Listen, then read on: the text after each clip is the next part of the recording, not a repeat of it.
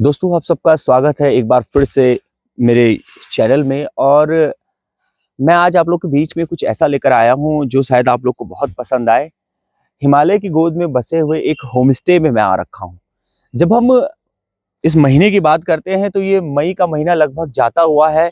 शायद जब ये वीडियो मैं डालूं तो जून हो चुका होगा। और आप जानते हैं कि कितनी गर्मी इस साल पड़ी है। गर्मी से हालात इतने खराब थे कि आमतौर पर अगर मैं बात करूं तो 40 से लेकर 50 डिग्री के बीच में तापमान है शहरों में। हो सकता है आपके यहाँ पे 45 हो तो 50 भी हो सकता है। अगर राजस्थान की बात करें तो वहाँ तो 50 से ज़्यादा भी है। और इसी तरह से अगर मध्य प्रदेश की बेल्ट की बात करें, मैं उत्तराखंड की अगर बात करूँ तो हरिद्वार और ऋषिकेश में भी बहुत ज़्यादा टेम्परेचर है। कल ऋषिकेश में जब मैंने अपने घर वालों से बात की, क्योंकि मैं तो फिलहाल पहाड़ों में ही हूँ, पर जब मैंने कल अपने घर में बात की तो उन्होंने बताया कि 42 डिग्री पारा था ऋषिकेश में। अब इन सब के बीच में आप लोग सोचते हैं कि क्यों ना थोड़ा सा इन गर्मियों में कुछ दिन की छुट्टी मना ली जाए, हम पहाड़ों में चले जाएं। तो पहाड़ों के नाम पर ज्यादातर लोग के दिमाग में, जो लोग हरियाणा, दिल्ली और बाहर से हैं, उनके दिमाग में आता है कि चले ज्यादा से ज्यादा हम ऋषिकेश चल लेते हैं, हरिद्वार चल लेते हैं और मसूरी, नैनीताल। ये कुछ जगह हैं जहां पर वो जाना प्रेफर करते हैं। एक तो बहुत पास है, 2 दिन का ट्रिप होता है और वापसी हो जाती है। पर अगर आप लोग के पास थोड़ा समय है, आप लोग चाहते हैं कि प्रकृति के बीच में इतनी खूबसूरत जो प्रकृति है, हिमालय का जो ये खूबसूरत बेल्ट है, इसके बीच में अगर आप कुछ दिन बिताना चाहते हैं तो आप जरूर थोड़ा आगे आ सकते हैं।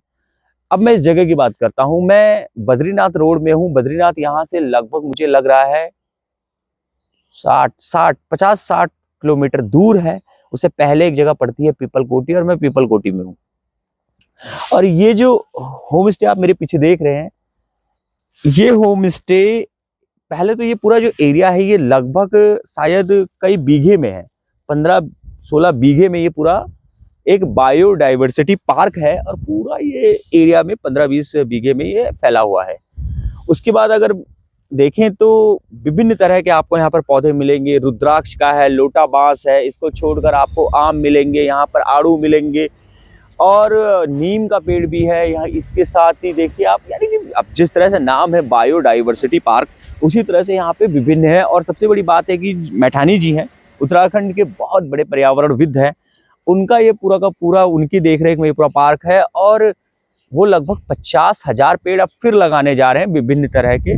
तो वो एक अलग मुद्दा है। लेकिन फिलहाल मैं जो होम स्टे की बात कर रहा हूँ, तो आप देख सकते हैं कि कितना खूबसूरत होम स्टे है। और जब हम इस होम स्टे की बात करें तो ऐसी जगहों में अगर आप लोग आते हैं तो आप लोगों का जो है वो दिल खुश हो जाएगा। एक तो जो गर्मी है उससे बहुत ज्यादा निजात मिलेगी। आप देखिए, मैंने अभी हाफ जैकेट पहन रखी है और इससे पहले शाम को मैंने फुल जैकेट पहन रखी थी, अच्छी वाली मोटी जैकेट पहन रखी थी। फैन चलाने की जरूरत नहीं है, फैन जरूर है इसमें, लेकिन फैन चलाने की जरूरत नहीं है। और ऐसा नहीं है कि सिर्फ एक ही होम स्टे है।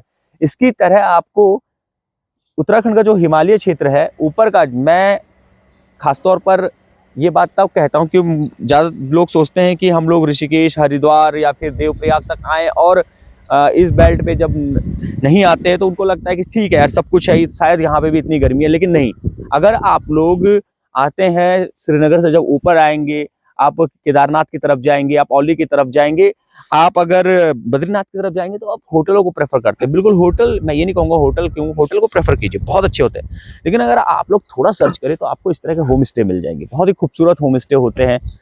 एक तो सबसे बड़ी बात ये होती है कि यहाँ पर आपको आज़ादी रहेगी। ये थोड़ा सा भीड़ भाड़ से अलग रहते हैं। थोड़ा सा अगर देखें तो मेन रोड से दूर रहते हैं, आपको थोड़ा पैदल चलना पड़ेगा। लेकिन जब आप यहाँ पहुँचेंगे और अगर आप 1-2 दिन यहाँ रुकते हैं तो शायद आपका दिल खुश हो जाए। क्योंकि मैं सुबह से जब से उठा हूँ, मैंने कई तरह की तो यहाँ पर पक्षी देख लिए हैं, उनकी आवाज़ अलग से आ रही है। नहीं, इतनी खूबसूरत ये पूरा का पूरा जो क्षेत्र है बहुत ही खूबसूरत है। तो दोस्तों, अगर आप लोग आते हैं तो आप इस तरह के जो होम स्टे हैं उनमें ज़रूर आइए। एक तो आप लोग जब आएंगे तो गर्मियों में जो आदमी एक मेंटली बहुत ज़्यादा उसको स्ट्रांग होना पड़ता है गर्मियों में। मैं ये इसलिए नहीं कह रहा हूँ कि बहुत ज़्यादा परेशानी होती है। आप जानते होंगे, आप में से कई सारे लोग ऑफिस जाते होंगे, घर से ऑफिस जाने में ही परेशान हो जाते हैं। अगर आप लोग एसी कार में नहीं जा रहे, एसी कार में भी जा रहे तो ट्रैफिक में फंस जाते होंगे। ट्रैफिक में फंस जाते होंगे तो बहुत ज़्यादा परेशानी होती होगी। और नॉर्मली आप जब पहाड़ों में भी आएंगे तो पहाड़ों में भी आप ट्रैफिक में फंसेंगे, लेकिन जब आप ऐसी जगह पे पहुंचेंगे तो आपको पीस मिलेगा और बहुत ही आनंद मिलेगा। इस तरह के होम स्टे उत्तराखंड में बहुत सारे हैं। अगर आप सर्च करें तो आपको हजारों की संख्या में इस समय इस तरह के होम स्टे मिल जाएंगे। बहुत मेहनत कर रहे हैं यहाँ के युवा ऐसे होम स्टे बनाने के लिए, बस जरूरत है तो उनको आगे बढ़ाने की। बाकी मैठानी जी ने जो ये बनाया है, बहुत ही खूबसूरत ये बना रखा है उन्होंने। पूरा का पूरा ये जो एरिया ऐसा विकसित कर रखा है कि दिल ऐसा कर रहा है कि आज तो यहीं रहना चाहिए। और बहुत ही मजेदार है, दुनिया भर के यहाँ पे पेड़ है, पक्षी है, बायोडाइवर्सिटी पार्क है। तो आप जरूर ऐसे होम स्टे में आइए, बहुत ही आपको आनंद मजा आएगा। और अगर आपके पास ज़्यादा समय नहीं है तो आप सर्च करेंगे तो आपको देवप्रयाग से आसपास भी थोड़ा ऊंचाई वाले एरिया में आपको जो है वहाँ पर होम स्टे मिल जाएंगे। अपने गांव की बात करो तो खुद वहाँ पर भी होम स्टे है मेरे गांव में, जबकि मेरा गांव ऋषिकेश से मुश्किल से 100 किलोमीटर दूर है, यानी ज़्यादा समय नहीं लगता है। 3 घंटे की ड्राइव है, 2.5-3 घंटे की, अगर आप गाड़ी चलाते हैं ठीक से तो ऐसी जगह पे भी मिल जाते हैं। मसूरी आप जाते हैं तो मसूरी में आपने देखा होगा कितना क्राउड है इस समय। वो क्राउड मैनेजमेंट बहुत ज़्यादा जरूरी है, और अगर आप चाहें तो क्राउड से बचने के लिए थोड़ा सा इधर उधर जाएंगे तो आपको होम स्टे मिल जाएंगे। इसी तरह से अगर आपको हम बात करें अन्य जो नैनीताल के साइड, नैनीताल में भी आपको दुनिया भर के उसके आसपास होम स्टे मिलेंगे। और सबसे बड़ी बात यह है कि सिर्फ हिमालय के जो ये चुनिंदा जो स्थान है उत्तराखंड के, इनमें आप अगर जाते हैं तो इनके आसपास भी जाने की कोशिश करिए। आपको बहुत सारी चीज़ें मिलेंगी, वो चीज़ें नहीं जो इंटरनेट में उपलब्ध है, उनको छोड़कर भी आपको बहुत सारी चीज़ें मिलेंगी।